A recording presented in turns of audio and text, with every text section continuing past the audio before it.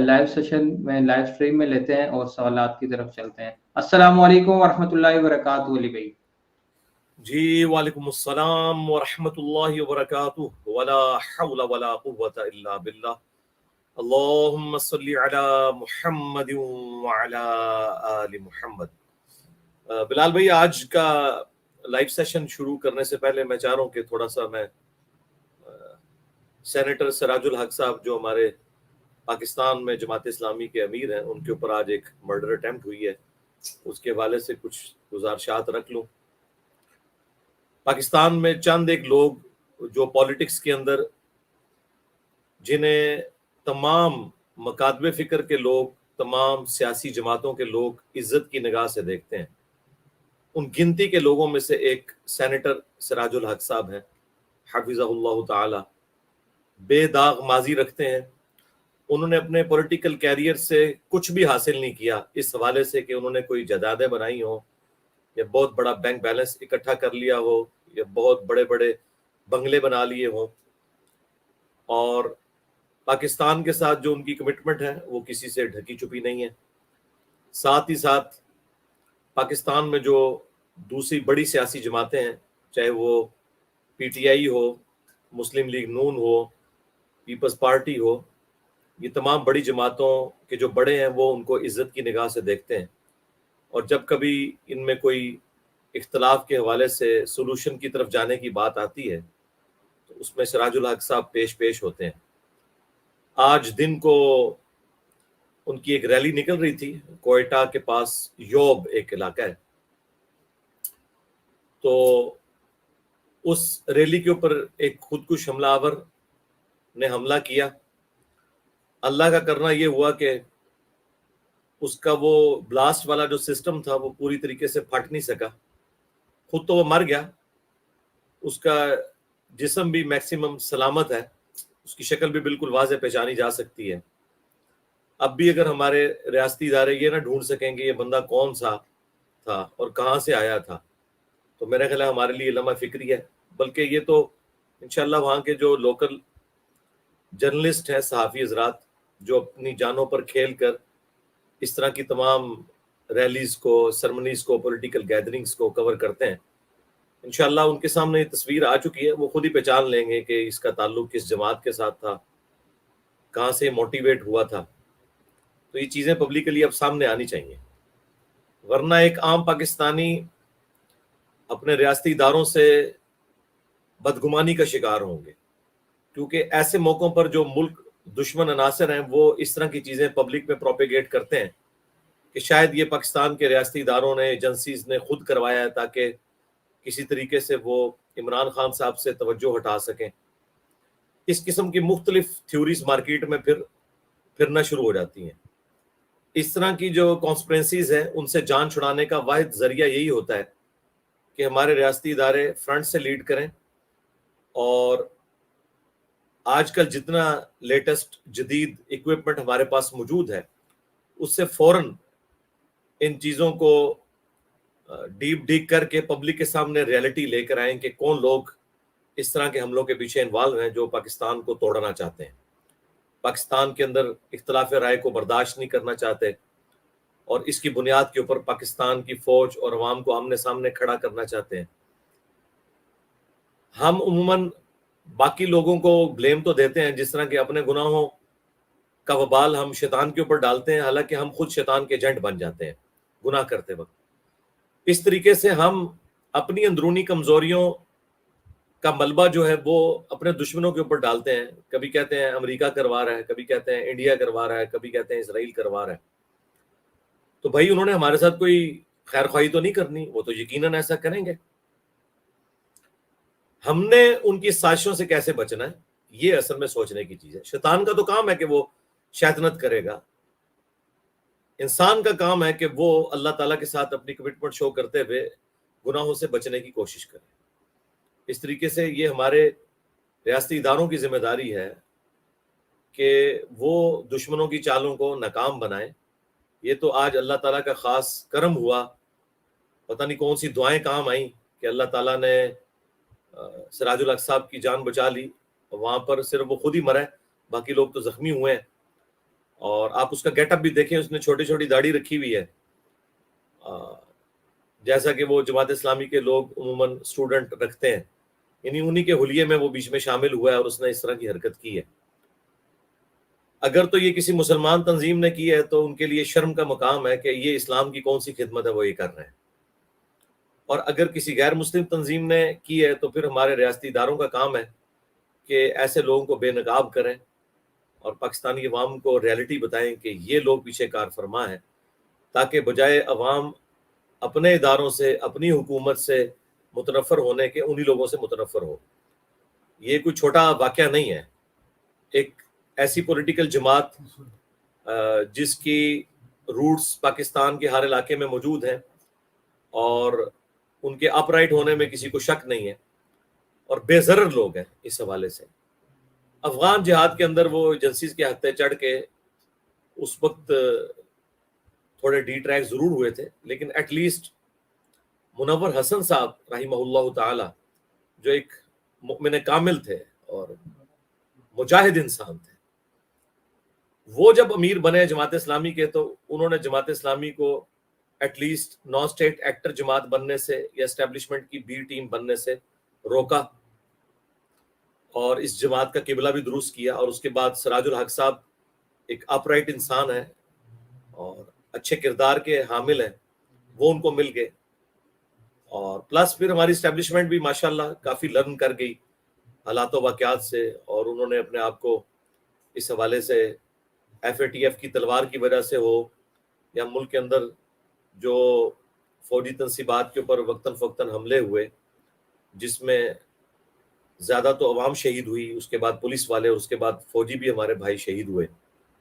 اور کتنی تکلیف پچھلے 10-12 سال میں ہم نے کاٹی ہے، اور ضرب عضب اور رد الفساد کی برکات کے بعد آج کافی حد تک سکون ہوا، لیکن اب پھر سے یہ بے سکونی والا معاملہ شروع ہو گیا، جبکہ پہلے ہی قوم ہماری ڈیوائیڈ ہو چکی ہے پولیٹیکل ایک سمجھ لیں اختلاف کی وجہ سے۔ عمران خان صاحب کا بھی جو ایک ایشو ابھی سامنے آیا ہے، تو اس وقت تو دشمن اپنی کوشش کرے گا کہ عوام کو مزید بھڑکائے ریاستی اداروں کے خلاف، اس لیے ریاستی اداروں کو ہوش کے ناخن لینے چاہیے اور بڑی سمجھداری کے ساتھ پاکستان کے جو دشمن ہیں، چاہے وہ اندر چھپے ہوئے ہیں چاہے باہر سے ہیں، انہیں بالکل بے نقاب کریں میڈیا کے اوپر آ کر، تاکہ عوام جو ہے وہ ایجوکیٹ ہو، بجائے وہ بدگمانی کرنے کے ان کو ریئل سینس میں چیزیں پتہ چلیں۔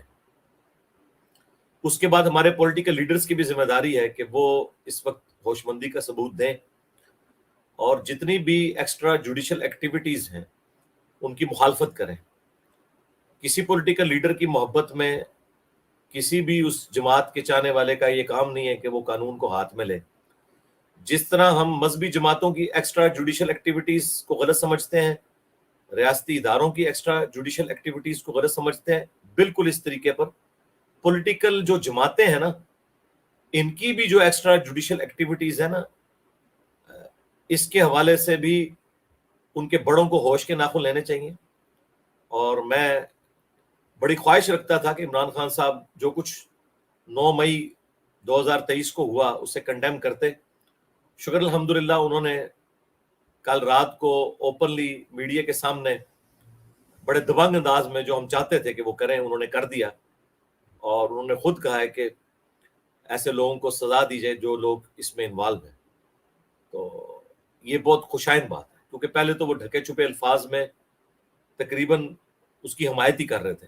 چیف جسٹس صاحب کے کہنے کے باوجود انہوں نے اعلانیہ اسے کنڈیم نہیں کیا، بلکہ اس میں انہوں نے یہاں تک کہا کہ آئندہ مجھے پکڑیں گے تو پھر یہی کچھ ریاکشن آئے گا۔ بھائی آپ کی محبت میں کوئی غیر قانونی کام جائز نہیں ہو جاتا۔ اب جو آپ نے موقف اڈاپٹ کیا ہے یہ بہت اچھا موقف ہے، پلس انہوں نے کہا کہ پولیٹیکل جماعتوں کو مل بیٹھ کے سولوشن کی طرف جانا چاہیے۔ تو بھائی یہ بات تو ہم کتنے عرصے سے آپ کو سمجھا رہے تھے کہ سب سے زیادہ ہارڈ لائن عمران خان صاحب لیتے ہیں پولیٹیکل جماعتوں کے اگینسٹ، یعنی وہ غیر مسلموں کے ساتھ تو بیٹھنے کے لیے تیار ہو جاتے ہیں دوسرے ملکوں کے ساتھ، لیکن وہ کہتے ہیں میں ان چوروں کے ساتھ نہیں بیٹھوں گا، لیکن اب الحمدللہ انہوں نے گرین سگنل دیا کہ میں بیٹھنے کے لیے بھی تیار ہوں۔ تو میرا خیال ہے اب جو پی ڈی ایم کی جماعتیں ہیں جو حکومت میں، ان کا یہ کام نہیں ہے کہ وہ ان کو پرانے بیانات کے اوپر آر دلائیں اور اس کے اوپر کرٹیسائز کریں کہ بھئی اب آپ کسی ویک گراؤنڈ پہ گئے ہیں، اس وجہ سے آپ مذاکرات پر آمادہ ہوئے ہیں. یہ باتیں چھوڑیں، پھر تو آپ کے پرانے دعوے سارے کے سارے جھوٹ نکلیں گے. جو آپ کہہ رہے تھے یہ مذاکرات پہ نہیں آتے، آپ وہ آئے ہیں. تو اب میرا خیال ہے مل بیٹھ کے مسئلوں کو حل کیا جائے اور الیکشن کی ڈیٹ جو ہے وہ جلد از جلد جو بھی فائنل ہوتی ہے، اکتوبر میں کروانے ہیں بھلے، کوئی مسئلہ نہیں، اگلے سال اکتوبر میں کروانے ہیں، کوئی مسئلہ نہیں ہے، لیکن کنسنسس کے ساتھ کریں اور کسی بھی ایک جماعت کو اس طریقے سے سنگل آؤٹ نہ کریں. میں تو شہباز شریف صاحب سے پولیٹیکل اختلاف رکھنے کے باوجود یہ سمجھتا ہوں کہ ان میں کافی مصالحت والا معاملہ موجود ہے. مجھے آج بھی ان کی وہ تقریر یاد ہے جب وہ اپوزیشن لیڈر تھے، عمران خان صاحب پرائم منسٹر تھے، بڑے جوبن پہ تھے، اسٹیبلشمنٹ ان کی پشت پہ کھڑی تھی. تو وہ اس وقت بھی کہتے تھے کہ آئے خان صاحب ہم مل کر چارٹر آف اکانومی اور چارٹر آف ڈیموکریسی لکھ لیتے ہیں تاکہ کوئی جماعت دوسری جماعت کے اوپر بلیم نہ کر سکے.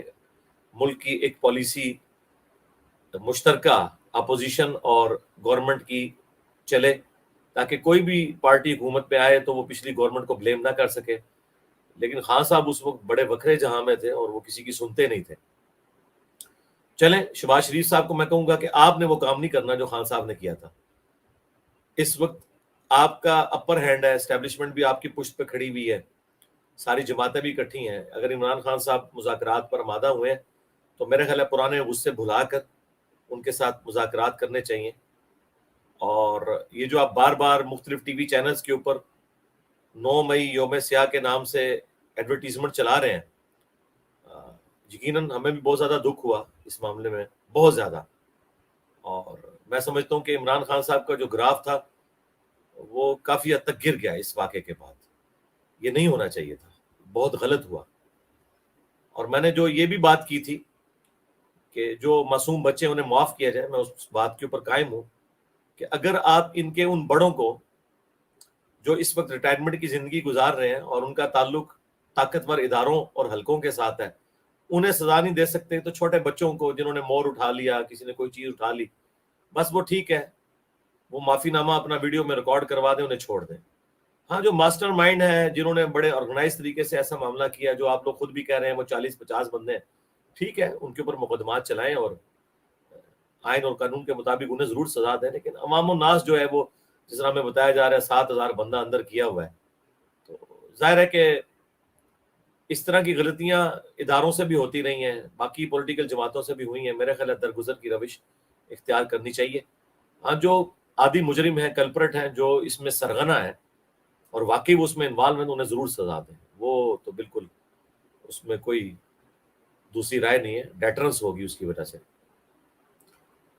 شہباز شریف صاحب چونکہ ایک اس حوالے سے سافٹ ان کی اپروچ ہوتی ہے ہمیشہ، تو میں ان سے بھی ریکویسٹ کروں گا، پرائم منسٹر ہیں آپ، بڑے دل کا مظاہرہ کریں اور معاملات کو خوش اسلوبی سے طے کروائیں. اور یہ جو بار بار ٹی وی پہ اشتہار چل رہے ہیں نا، اس کی وجہ سے مجھے تو یہ مطلب فیل ہوا کہ جس طرح کوئی مستقبل میں کوئی کسی طریقے سے شاید پی ٹی آئی کو کھوڑے لائن لگانے کے لیے پوری کے پورے اس طرح کے حالات و واقعات پیدا کیے جا رہے ہیں. تو ایسا کرنے سے کچھ نہیں ہونا. دیکھیں مشرف صاحب کتنے مضبوط ڈکٹیٹر تھے اور وہ کس طرح کہتے تھے کہ جی بے نظیر اور نواز شریف کی سیاست میں نے قیامت تک کے لیے دفن کر دی ہے. لیکن دیکھیں اسی عوام نے نواز شریف صاحب کو تیسری دفعہ پرائم منسٹر بنایا. بے نظیر بھی اگر زندہ رہتی تو ان کے بھی چانس تھے،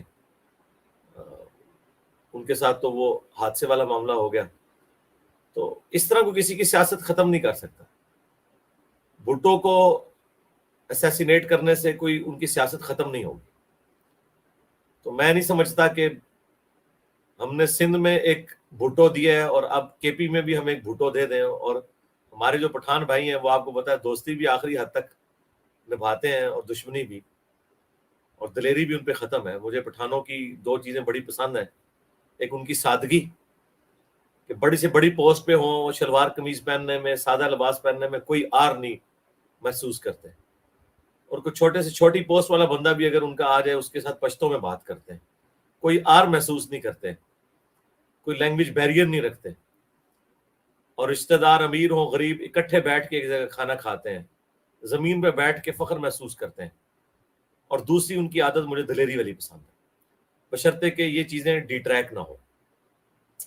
تو میں نہیں چاہتا کہ ہم عمران خان صاحب کی شکل میں پٹھانوں کو ایک بھٹو دے دیں اور پھر ہماری آنے والی نسلیں اس کو بھگتیں. اور یہی بات میں نے اس وقت بھی کی تھی جب نواز شریف صاحب کو جیل میں ڈالا گیا تھا اور عمران خان صاحب کے اپنے ڈاکٹرز کہہ رہے تھے کہ ان کی صحت ٹھیک نہیں ہے. بڑا اچھا ڈیسیژن کیا. لوگ تو کرٹیسائز کرتے ہیں, عمران خان صاحب بھی بعض اوقات پریشان ہوتے ہیں کہ میں نے غلط ڈیسیژن نہیں, بالکل صحیح ڈیسیژن کیا تھا, ورنہ پھر نواز شریف کی شکل میں پنجاب کو ایک بھٹو مل جانا تھا. تو میرا خیال ہے جو اس وقت نیکی نواز شریف صاحب کے ساتھ کی تھی عمران خان صاحب نے, اس کا بدلہ اتارنے کا وقت ہے کہ آپ معاملات کو مل بیٹھ کے حل کریں. اور میں کسی پولیٹیکل ایجنڈے پہ کام نہیں کر رہا ہوتا, میں اس وقت پریشان ہوں کہ بچے سے لے کر بوڑھے تک, نمازی سے لے کر بے نمازی تک, سب کے سب لوگ اس وقت پاکستان کی پولیٹیکل سچویشن اور اس کے ساتھ جڑی ہوئی ہماری اکانومی کی جو بری صورتحال ہے اس کی وجہ سے پریشان ہے. اور ظاہر ہے میں اس دور کا انسان ہوں, میں کیسے ان چیزوں سے یعنی صرف نظر کر سکتا ہوں. اور آج کی ینگ جنریشن نوکریاں نہ ملنے کی وجہ سے, ملک کی بری اکانومی کی وجہ سے, پولیٹیکل لیڈرز کی لڑائیوں کی وجہ سے, ریاستی اداروں کے اپنے جو اختلافات ہیں ان کی وجہ سے پریشان ہے. تو ایسی پریشانی میں کبوتر کی طرح آنکھیں نہیں بند کر سکتا. یاد رکھیے گا, اگر پیٹ میں روٹی نہ ہونا تو اسلام کے فرائض بھی کسی نے پورے نہیں کرنے. جان سے آگے انسان کو کوئی چیز نہیں ہے. یہ ساری کی ساری چیزیں آپس میں کوریلیٹڈ ہے, اس لیے میں وقتاً فوقتاً یہ معاملات کے اوپر بولتا ہوں. آخر میں بات جہاں سے سٹارٹ ہوئی تھی, سراج الحق صاحب کے اوپر جو آج مرڈر اٹیمپٹ ہوئی, اسیسینیشن کی کوشش کی گئی, اللہ کا شکر ہے کہ وہ ناکام ہوئی ہے. اللہ تعالیٰ ہمارے ملک پاکستان کی خیر فرمائے, پاکستان کی عوام کی خیر فرمائے, یہاں کے پولیٹیکل لیڈرز کی, ریاستی اداروں میں جو لوگ قربانیاں دے رہے ہیں ان کی خیر فرمائے. باقی دوسرے مسلمان ممالک میں بھی جو لوگ حق کے لیے کھڑے ہیں, اللہ تعالیٰ سب کی حفاظت فرمائے اور اس دنیا کو امن اور آشتی کی جگہ بنائے, رہنے کے قابل بنائے. ہم تو بس دعائی کر سکتے ہیں. سبحانک اللہم و بحمدک, اشہد ان لا الہ الا انت, استغفرک و اتوب الیک. اللہم صلی علی محمد وعلی آل محمد واصحاب محمد وازواج محمد اجمعین الی یوم الدین. جی بلال بھائی, اب ریگولر اپنے کوشچنز کا سلسلہ شروع کریں. میرا خیال ہے کل آپ کے 20 سوال ہو گئے تھے اور 22 وہ بھی باقی ہیں. اس کے بعد سسٹرز کے سوالات بھی انشاءاللہ ہم لیتے ہیں. جی جی بسم اللہ الرحمن الرحیم. کوشچن